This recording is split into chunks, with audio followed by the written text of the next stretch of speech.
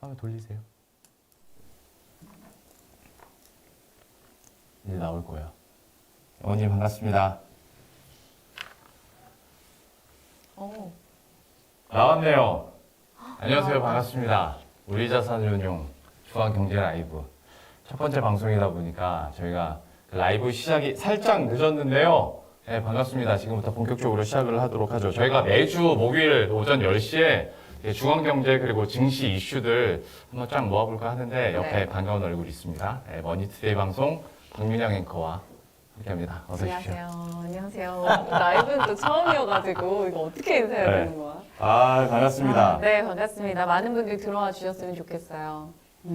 지금 동글 목소리 울려요. 죄송합니다. 저희가 방송 시작 직전에 좀 문제가 생겼어가지고 오늘만 좀 참아주세요. 저희가 사고가 날 줄은 알았거든요. 근데 이렇게 빨리 날 줄은 몰랐습니다. 조그만 양해를 부탁드리고 저희도 안 울리게 좀 작게 말하세요. 네. 마이크를 위로 올리고 하도록 하겠습니다. 진짜 한 7개월 만에 저희가 그렇죠. 한 2월 카메라에. 달에 헤어졌으니까. 이럴 때 헤어졌대.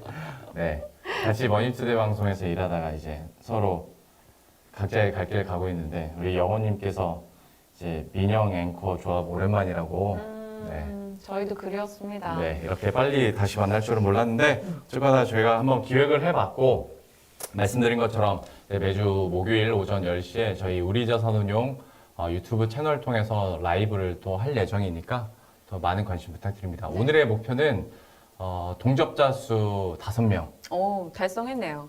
지금 10분 오, 들어오셨어. 10명이야. 감사합니다.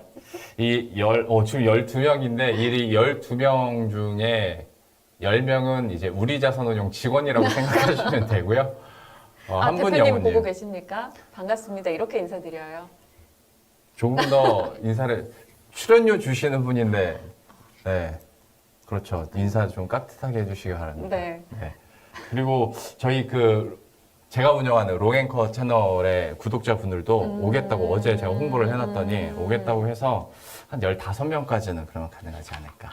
그러면 라는 이분들을 끌고 또 저희 방송으로 갔다가 저희 방송에 계신 분들을 끌고 또 일로 왔다가 그렇죠. 서로 한 가족이죠. 윈윈하는 전략을 해보겠습니다. 저희가 좀 방송 화면이나 오디오 좀 이렇게 골라질 때까지 좀 시간이 걸릴 듯 하니까 조금만 양해를 해주시고 저희가 사실 주간경제 라이브를 통해서 전해드리고 싶은 건 경제 이야기를 하긴 할 건데 워낙 좀 어렵고 복잡하기도 하고 그리고 요즘에 증시 상황이 워낙 안 좋다 보니까 아무래도 좀 짜증이 많이 나 있을 텐데 아마 우리 둘 조합을 아마 머니투데이 방송에서도 보셨던 분들은 그래도 쟤네들이 말하면 좀 쉽게 쉬워야 될 되지 텐데 않을까. 오늘 라는 기대를 하셨을 텐데 하필 첫 방송 시작하는 좋은 거예요. 어찌 보면 좋은 건데 FOMC 회의가 오늘 새벽에 있었어요. 그러니까 아니 좋다라고 생각하는 게 자신 있거든.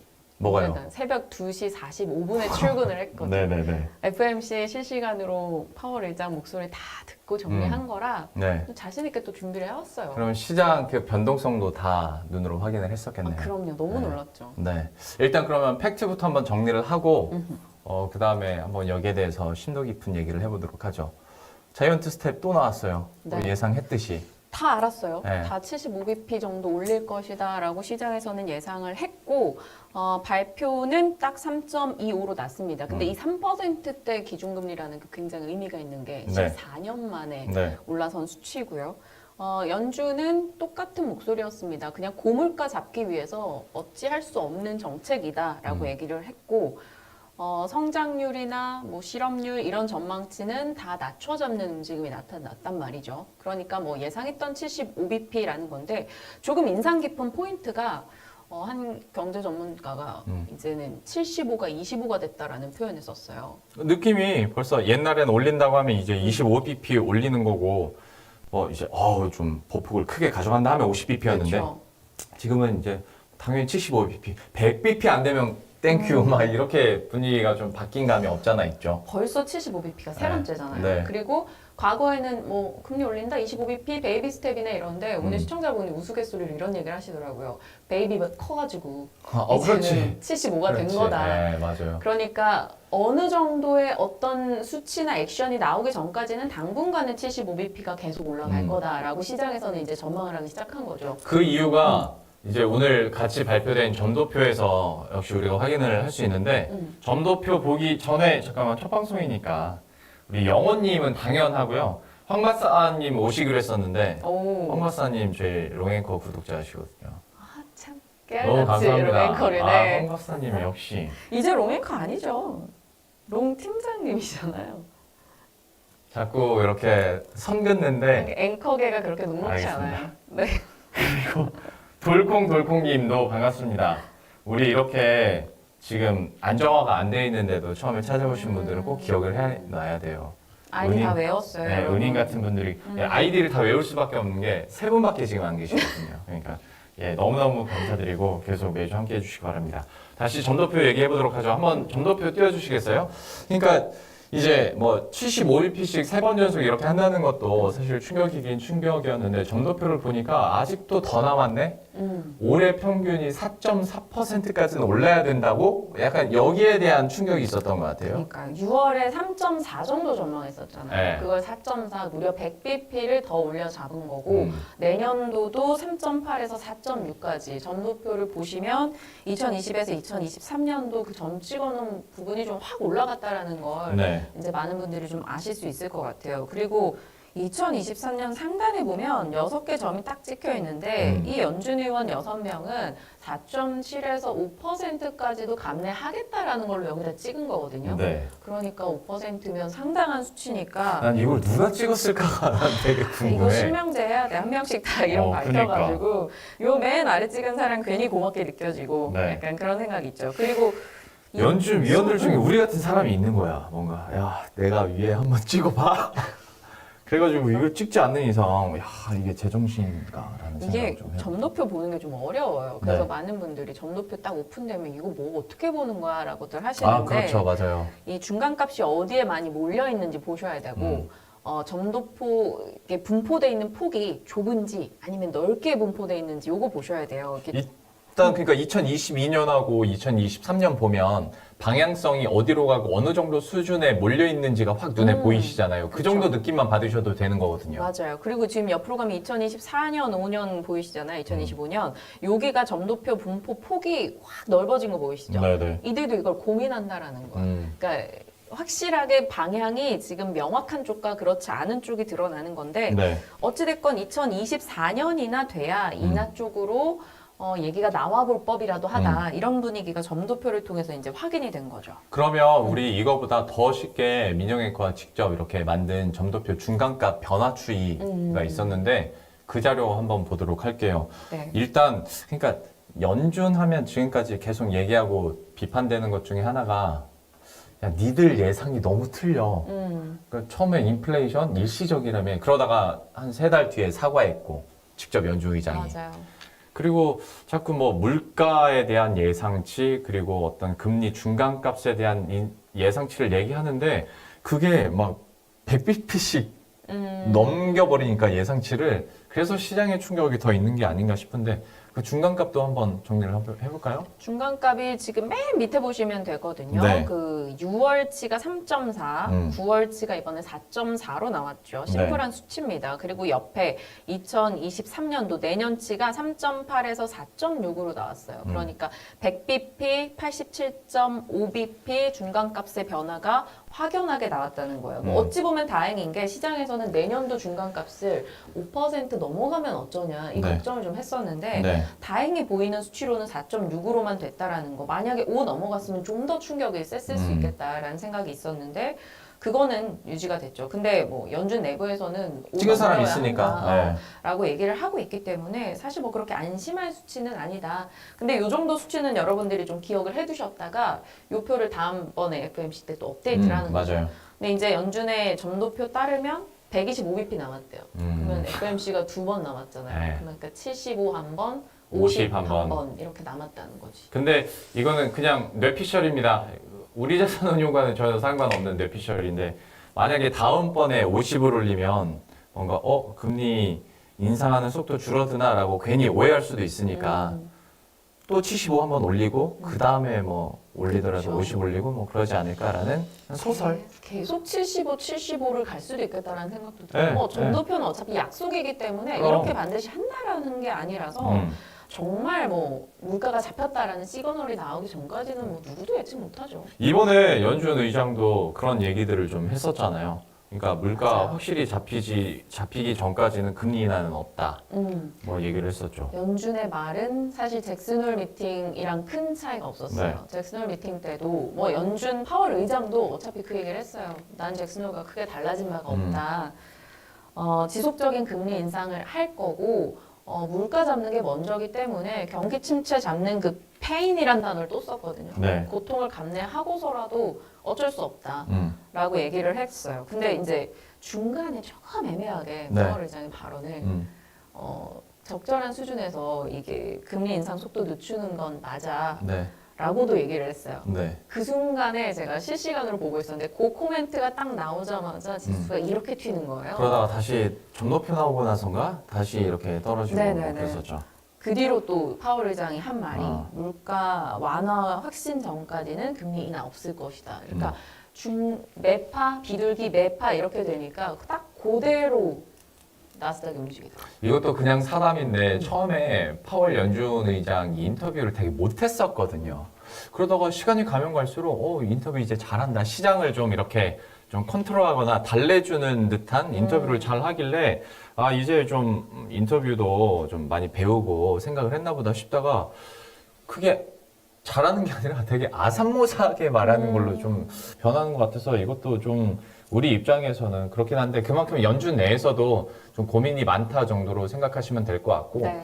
그리고 어디 이제 여러분들 누구 만나셔서 경제 이야기 할 때 다른 중요한 내용을 모르더라도 지금 상황에서는 그냥 연준에 대한 비판만 하셔도 얘는 경제 좀 아는구나 라는 생각이 들 정도로 연준에서도 좀 우리들을 힘들게 하는 워딩들이 잠깐 나옵니다.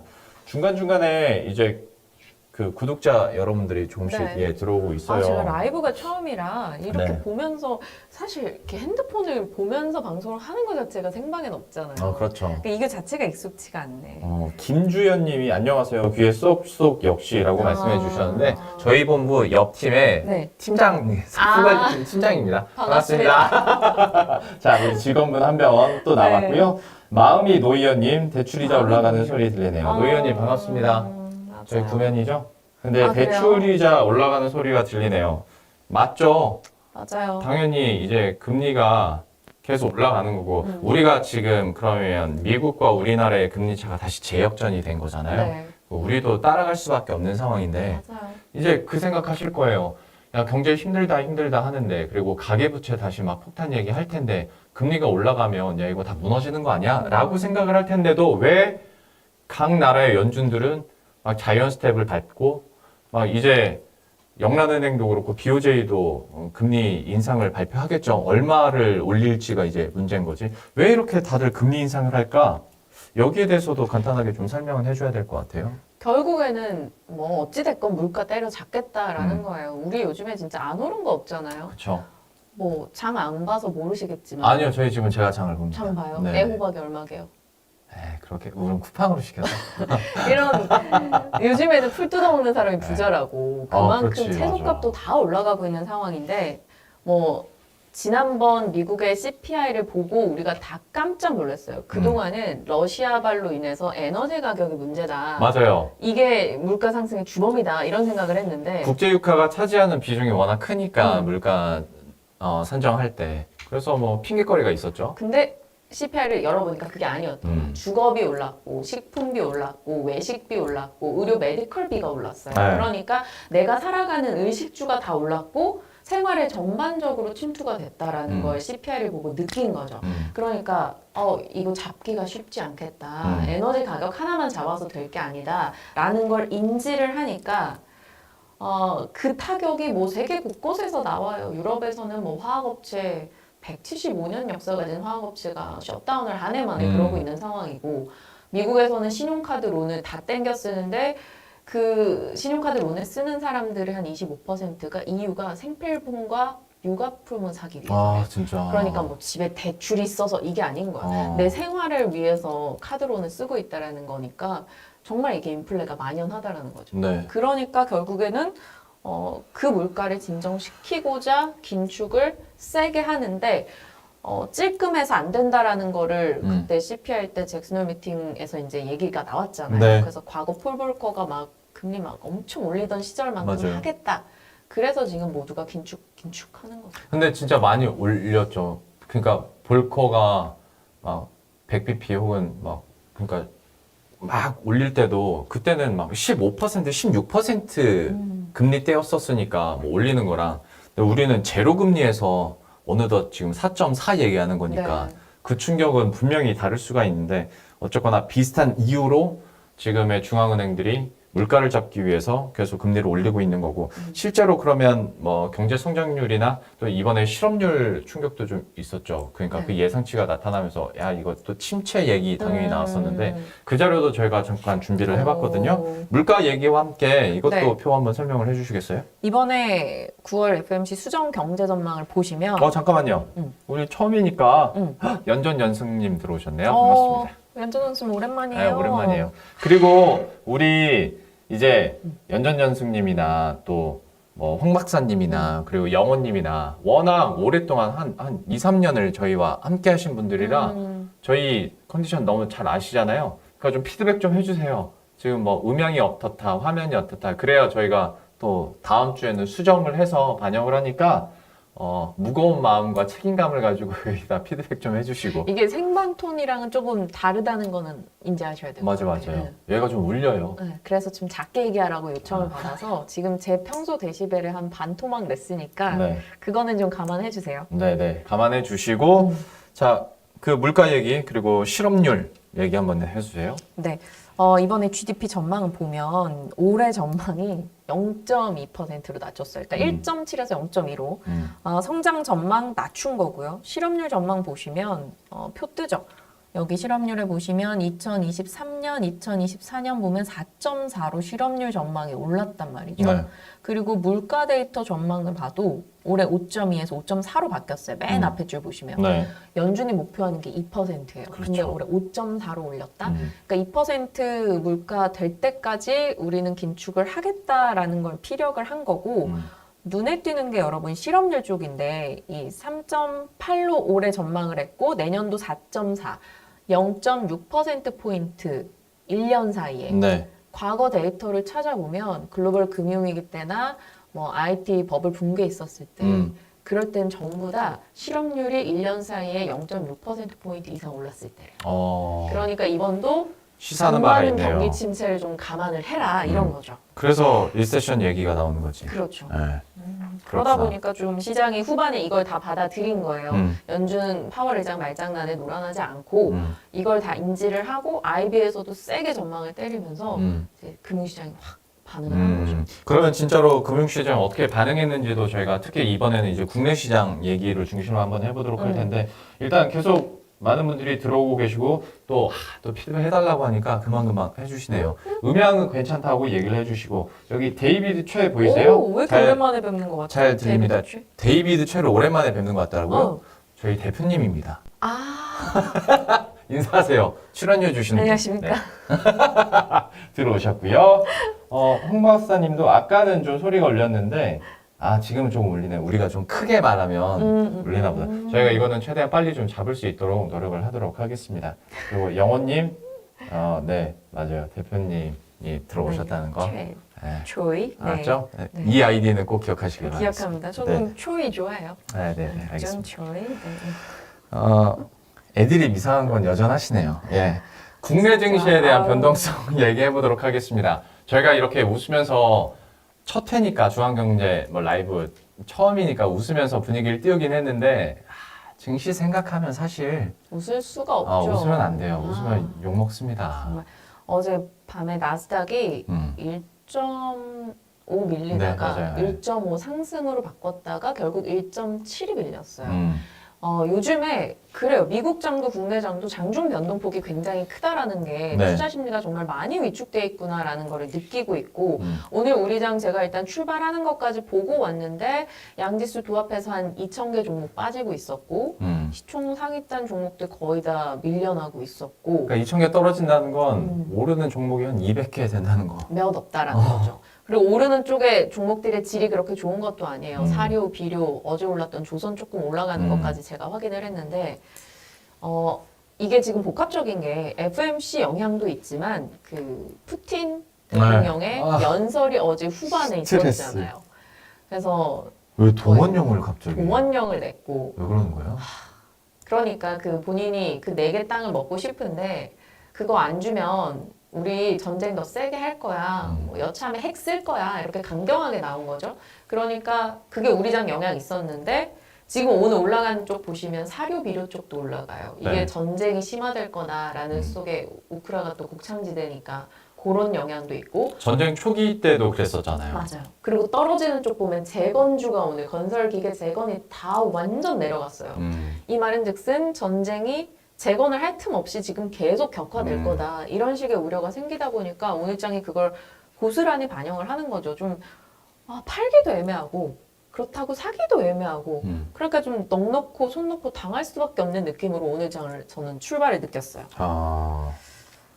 안 되죠. 저희 그 너네 자산운용이라는 라인업이 있고 저희가 어제 또 새로운 김경필 작가의 그 영상을 올렸는데 작가님께서 해주신 게 지금 가장 확실한 건 불확실성이 심화됐다는 게 가장 확실하다는 거예요.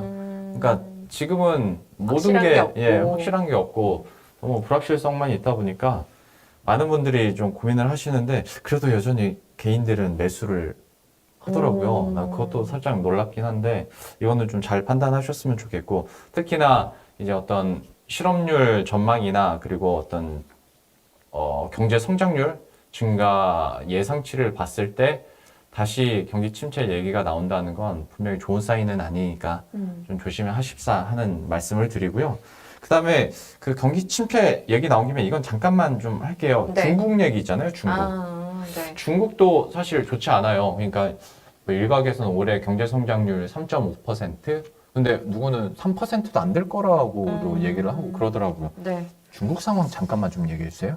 중국이 나름 상반기에 다른 국가들 격정 대비 나름 버틴다고 선방했죠. 버텼어요. 맞아요. 근데 이제 중국이 버티는데 코로나가 시작이 되면서 또 세게 봉쇄 정책을 썼잖아요. 제로 코로나 막 4주, 2달 뭐 이런 격리 얘기 나오고 하다 보니까 그러면서 중국 경제가 조금 무너지기 시작을 했습니다.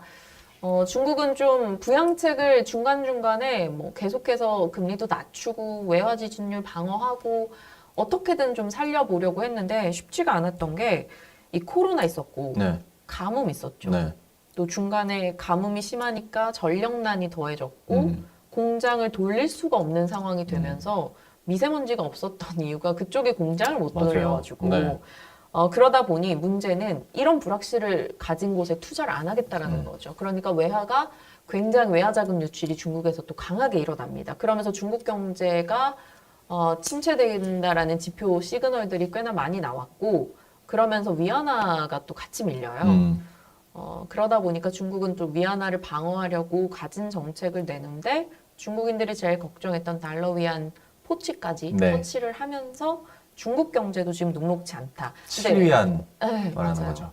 7위안을 이제 건드렸습니다. 어떻게든 뭐 중국은 그걸 막아보려 했는데 안 됐고. 근데 위안화가 약세인 게 우리한테도 안 좋고 네. 결국 위안화 원화가 좀 동조화되는 현상이 있잖아요. 그럼 또 원화를 끌어내린단 말이죠. 그러면 원달러 환율 상승은 더 가속화되고 우리 자금에 이탈이 나오는 거죠. 지금 우리 연승님께서 계속 이제 댓글을 달아주시다가 이 얘기해 주셨어요. 두 분이 차분하게 자료 보면서 말씀하시니까 같이 회의하는 느낌이라 좋네요. 얘기를 해주셨는데 실제로 여기다가 의견들 그러면 좀 남겨주세요. 욕만 빼고 저희가 다 읽어드릴게요. 그리고 같이 진짜 어떤 주제나 얘기를 던져주시면 저희도 같이 진짜 회의를 할 수 있는 거니까 한번 얘기를 좀 해주셨으면 좋겠고요. 네, 화질이 갑자기 핀이 나가죠. 죄송합니다. 이것도 저희가 빨리 개선하도록 노력하겠습니다. 처음이니까 조금만 봐주시고. 예, 하던 얘기 계속하죠. 중국은 뭐 이렇습니다. 그래서 전반적으로 안 좋다라는 얘기. 이게 뭐 직업병이라 너무나 잘 아시겠지만 증시 안 좋을 때 증시 얘기 계속하면 되게 다운되거든요. 그래서 좀 붐업 좀 시키고자 이슈를 좀 바꿔보죠. 다음 이슈입니다. 박앵코가 좋아하는 애플 얘기 한번 해보도록 하죠. 따란. 그런 간접감 큰일 나요 여기서 이러면. 아, 그래요? 네, 하지 라이브는 마세요. 좀 자유로운 줄 알았지. 하지 마십시오. 애플. 네. 네. 영롱이커는 좋아하지 않지만 저는 좋아하는 애플. 싫어하는 게 아니라 그냥 저는 이제 갤럭시를 쓴다라는 거고. 네. 삼성페이 완전 그게 편하니까. 편하니까 많은 애플페이 분들이 시작할 수 있다면서요? 너무 호재죠 저에게는. 매년 그런 소문은 있었던 거 아시죠? 이번에는 진짜 그럴 수 있다는 네네. 생각을 합니다. 알겠습니다. 애플이 왜 좋은 얘기냐? 사실 네. 오늘 새벽에도 애플은 빠지긴 빠졌어요. 네네. 근데 애플은 뭐 시장 대비 늘 덜 빠지고 시장이 빠질 때 오르는 때도 많고 한데 결국에는 애플 충성도가 높은 고객이 많다라는 거. 네. 그를 바탕으로 애플은 어찌됐건 소비를 한다라는 겁니다. 2분기 실적을 지난번에 발표된 거를 봐도 아이폰, 아이패드, 뭐 웨어러블 액세서리 그러니까 맥 하나 빼고는 전부 다 네. 이 그 추정치보다 훨씬 더 높게 나왔어요.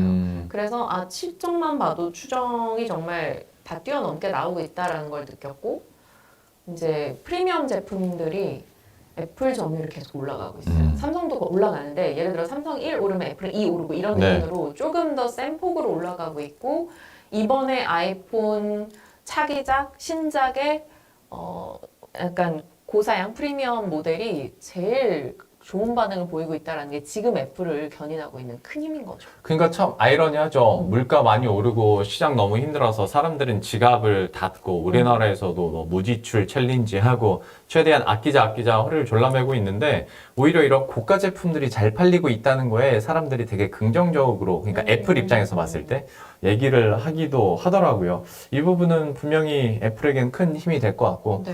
또 생각을 해보면 제일 쓸데없는 걱정이 삼성 걱정과 애플 걱정인데 예. 삼성은 근데 좀 걱정이 되고 애플은 여전히 숫자들이 참 잘 나온다. 요즘에 아이폰 14 프로나 프로맥스 받으려면 그 대기 시간이 네. 화소수도 4배로 올라가고 네. 디자인도 좀 예뻐지고 하니까 바꾸고 싶은 거예요. 음. 근데 14 프로를 많이 팔면 마진이 많이 남고 그렇죠. 그러니 애플 측에서도 프로가 잘 팔리네 하니까 빠르게 이 폭스콘한테 요청을 해요. 네. 지금 14 라인업을 14 프로 생산 라인으로 다 바꿔. 네. 이렇게 되니까 이제 애플 실적 올라가겠다. 이러면서 또 사람들의 기대가 계속 올라가고 있는 거죠. 근데 이제 굳이 뭐 제가 태클 걸려는 건 아닌데 애플 같은 글로벌 기업들한테는 요즘에 이런 달러 강세가 위협이 될 수 있지 않을까라는 생각은 하는데 이거는 좀 그쵸. 어때요? 부담이죠. 지금 뭐 달러가 강하니까 세계 자금이 다 미국으로 빨려 들어가는 느낌이 있는데 결국에는 이것도 이제 미국에 있는 빅테크 업체들 같은 경우는 해외 매출 많으니까 다 네. 역풍 맞을 거란 말이죠. 근데 애플은 이걸 되게 방어를 잘하고 있다라고 느끼는 게 본인 나라에서는 이제 가격을 동결했어요. 네. 그래서 어떻게든 점유율을 키우는 데 목적을 맞춰서 마케팅을 하고 있고 네.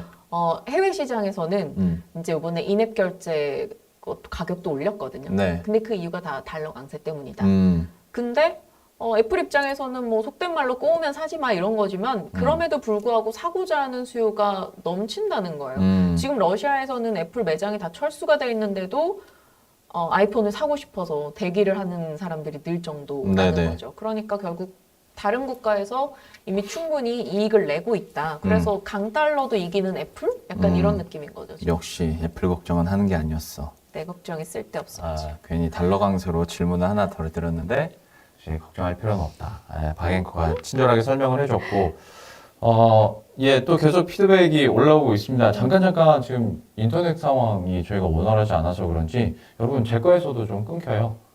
여러분 컴퓨터가 이상한 게 아니라 저희가 이상해서 끊기는 겁니다. 황 박사님은 프로필이 네. 대단한데? 지금 봤어요. 이거 J팍입니다. 그래요? J팍. 네. 저도 처음에 대단한 줄 알고 제가 알기로 황 박사님 여성분이세요. 그래요? 네. 제가 알기로는 그렇습니다. 그리고 네. 연승님께서 이제 얘기하니까 당근과 채찍을 적절하게 주시는 힘든 상황에서 용감하게 시작하는 거 감사해요라고 얘기를 해주시면서 밑에 네, 개인 유튜버 수준도 안 되는 것 같아요. 지금 가방 상황이. 어떡해. 죄송합니다. 저희는 근데 제 표정이 그렇게 어둡지만은 않죠. 왜냐, 저는 10시에 시작도 못할 줄 알았거든요. 그래도 10시에 시작했다는 거에 저는 굉장히 감사히 생각하고 있고. 근데 왜 이렇게 까맣게 나오세요, 롱앵커는? 제가 까마니까요. 그 머니투데이 방송에서 봤었던 로앵커는 풀 메이크업 상태였고. 그렇지. 네, 아, 지금 적응이 안 되네요. 그리고 네, 여기 와서 부쩍 까매졌어요. 대표님 보고 계신데 그런 얘기 해도 돼요? 보고 계시니까 한다고는 생각 안 해봤어요? 네, 간이 안 좋아졌나? 뭐, 예, 그렇습니다.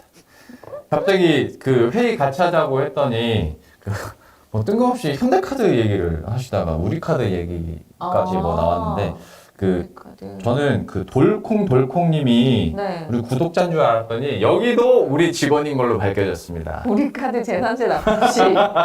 그래서 우리카드 근데, 네, 많이 사랑해 주시고, 여기 네, 이벤트를 되게 많이 해요. 네, 커피 쿠폰 여러분들 참여하면 거의 대부분 받아갈 수 있을 정도로 굉장히 적극적으로 하기 때문에, 예, 우리 카드도 많은 관심 부탁드리는데, 그 전에 우리 자산운용 많은 관심 부탁드리고요. 첫 술에 배부를 수 있나요? 업그레이드 될 겁니다.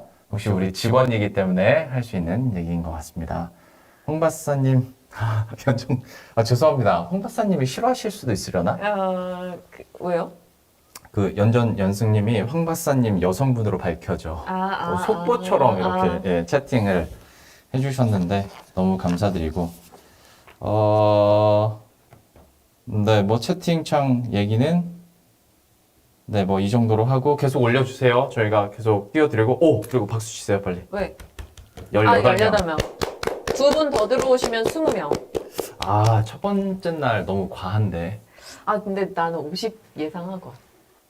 와, 무슨 50을 한 김영희 박사님 모시면 50명 되겠다. 근데 개인적으로 홍보한 게 있어요? 없죠. 홍보도 안 했어요. 아니 회사 후배들한테 말했죠. 다음에 가서 머니투데이 방송 아침 방송 때 이거 목요일마다 나간다고 방송에서 말하세요. 알죠. 우리 클립 올리면 3만. 내가 끌고 올게요. 그 3만 누가 만들었어요?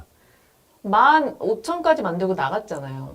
제가? 네. 처음에 그 황무지 땅에서 15,000 만들고 나가고. 네네. 아무튼 그런 분들이 또 여기까지 와주시니까 너무 반갑습니다. 이상한 소리 그만하고요. 다음 경제 이슈로 한번 넘어가 보도록 할게요. 요즘에 다시 로봇 얘기를 좀 종종 특히 맞아요. 증시에서 맞아요. 네, 얘기를 하게 되는 것 같은데 여기도 참 대표적으로 먼 미래 같은데 한 번씩 증시에서는 파도를 타는 좀 그런 종목군들입니다. 왜 그러는 거예요? 로봇은? 생각보다 로봇이 그렇게 먼 미래가 아닐 것 같다라는 뉘앙스가 요즘에 많이 풍기고 있어요. 근데 우리가 생각하는 로봇들이 막 이렇게 막 움직이고 네. 밥 먹여주고 청소하고 이런 거 진짜 왜? 뭡니까 이게? 로봇이 어떻게 하실 건데? 그러니까 이건 너무 구리잖아. 네, 아무튼 이게 아니라 이게 아니라 이렇게 해서 이렇게 하는 로봇도 로봇이야.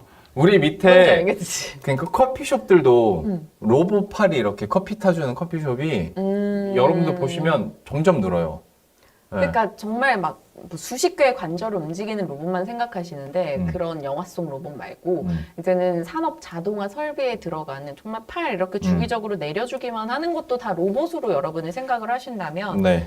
이게 커질 수밖에 없는 환경이 됐다는 거예요. 이제 미국이 지금 최근에 기조가 그렇잖아요. 모든 해외에 나와 있는 좋은 생산 시설 다 우리 쪽으로 옮겨와. 네. 이게 지금 세계 각국에서 하고 있는 행동인데 리쇼어링이란 말이 거기서 나왔고 해외에 나가 있는 생산 시설을 옮겨오는 걸 리쇼어링이라고 네. 하고 자국에 짓는 걸 온쇼어링 그리고 동맹국가 협업하는 걸 프렌드 쇼링? 그렇지. 네. 이런 것들이 지금 긴장해. 못 맞추면 어쩔 뻔했어. 이게 지금 만연화되니까 네. 다 생산 시설이 들어오거나 근처로 오기 시작을 한다라는 거죠. 근데 생산 시설을 새롭게 만들고 세팅을 해 나간다라고 생각을 해보면 네. 당연히 옛날식으로 만들지 않을 거 아니에요. 그러니까 전부 다 이제 물류 자동화, 생산 라인 자동화 이런 식으로 효율성을 올리는 쪽으로 만든다는 거죠. 네네. 왜 웃었어요? 일단 첫 번째는 저희가 지금 로봇 얘기하고 있는데 아직도 자료는 경기 침체 얘기가 나와서 첫 번째로 웃었고요. 그리고 두 번째는 카메라가 알아서 저희를 모자이크 처리해가지고 그러니까 이상한 소리 하면 바로 그냥 초점 나가버리네요.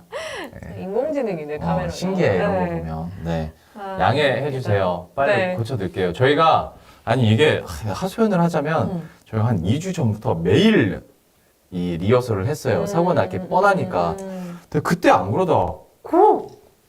시작하려고 하니까 오늘 아침. 오케이 법칙 같은 거죠. 네. 지금 20명 돌파했어. 와. 오, 21명. 감사합니다. 감사합니다. 10분이 여기 직원분이시라고 해도 10분은 또 새로운 분들이시라는 거. 아니에요. 그 방금 전에 우리 대표님이 전체 업무창에 이거 라이브 하고 있다고 관심 안 한다고 했더니 이제 10명이 늘어난 거라고 저는 추정합니다. 네. 감사합니다. 데이비드 체. 네, 감사합니다. 대표님. 다들 바쁘셔서 네. 우리 직원분들은 이거 볼 시간이 사실 없거든요. 그래도 네. 너무 들어와 주셔서 감사드리고. 너무 감사합니다. 근데 이제 로봇 얘기를 하다가 한 게 생각나는 게 증시에서 로봇이랑 뭐 그러니까 어떤 측면에서 비슷한 게 저희도 그 얼마 전에 ETF를 상장했어요. 우주항공 ETF를 상장했는데 그 이제 S&P 우주항공 앤 디펜스 ETF거든요. 이렇게 홍보하시네요. 우리 채널이니까요. 아, 네. 아니 근데 왜 이 얘기를 꺼냈냐면 우주항공도 당연히 다가올 미래라는 거 알고 있는데 이게 당장 내 눈에 보이는 게 아니다 보니까 증시에서 탈마성으로 한번 샥 붐업이 됐다가 떨어지고 그러니까 다행히 우리 ETF 하고 나서 한번 방어주들, 방산주들 좀 붐이 일면서 좀 많이 올라서 우리는 되게 다행이라고 생각하는데 로봇도 그러니까 이렇게 파도를 탄다면 갑자기 파도를 타는 이유가 있을 거 아니에요. 왜 하필 요즘 들어서 다시 로봇 얘기가 나오냐 이거지. 로봇팔은 이전부터 있었는데 뉴스들이 있을 것 같아서 그것 좀 정리해 주세요. 뉴스가 많죠. 일단 뭐 그렇게 미국의 생산기지 모으니까 생산 네. 시설에 많이 들어갈 것이다라는 기대감이 일단 1번으로 작용을 한 거고 하반기에 로봇 관련한 이슈들이 꽤나 많이 몰리고 있어요. 네. 이게 뭐 테슬라 AI 데이라고 이제 9월 30일에 있을 예정인데 9월 30일. 작년 여기서 우리가 내년도에 로봇 내놓을 거야. 공개할게. 이렇게 했는데 이제 그 공개 기대감 임박을 한 거죠. 그 휴머노이드 로봇이에요. 네. 그러니까 여기는 또 감속기, 뭐 관절, 부품 이런 게 꽤나 많이 들어갈 수 있다라는 거. 그러니까 로봇에 대한 붐이 살짝 네. 여기서 생긴 거고. 이거 얘기해도 돼요? 뭐요? 경쟁사 아니에요? 나 진짜 자존심 상하긴 한데 네. 아직은 격차가 좀 많이 나서 말씀하셔도 돼요. 네, 삼성자산은요. 여기서 아, 이제 로봇 ETF를 언짢네? 내놓는데 네. 아니 뭐 팩트니까 네네네. 여기가 또 업계 1위다 보니까 네. 여기서 내놓으면 이제 로봇 ETF들이 또 줄줄이 나올 수 있다. 그러면 그렇죠. 어찌됐건 자금이 ETF를 담는 자금들이 생기니 좀 주가 올라가지 않겠어? 네. 이 기대감도 있는 거고 하반기에 이제 뭐 미래 유망산업 육성 기본 계획, 뭐 과학기술 기본 계획, 삼성전자 협동 로봇, 정책적인 거, 혹은 기업의 뭐 테슬라나 삼성 이런 제품 공개적인 모멘텀 이런 것들이 있고 거기다 이제 ETF 출시까지 있으니까 요게 조금 타이밍이 잘 맞은 거죠. 지금 그러니까 로봇에 대한 관심이 살짝 증시 측면에서는 올라갈 수밖에 없는 거. 사실 10월, 11월, 12월, 1월, 2월 뭐 이때는 우주항공도 그렇고 로봇도 그렇고 미래 산업에 대한 뭐 컨퍼런스나 아니면 행사들이 많이 있어요. 하다 보니까 이런 뉴스 타고 한번 샥 붕업이 되는 경우도 있는데 맞아요. 근데 이제 더 현실로 다가오고 있는 뭐 로봇도 그렇고 우주항공도 그렇고 하니까 ETF 중심으로 한번 관심 가져보시면 이것도 또 하나의 여러분들에게 투자 전략이 되지 않을까라는 생각도 해봅니다.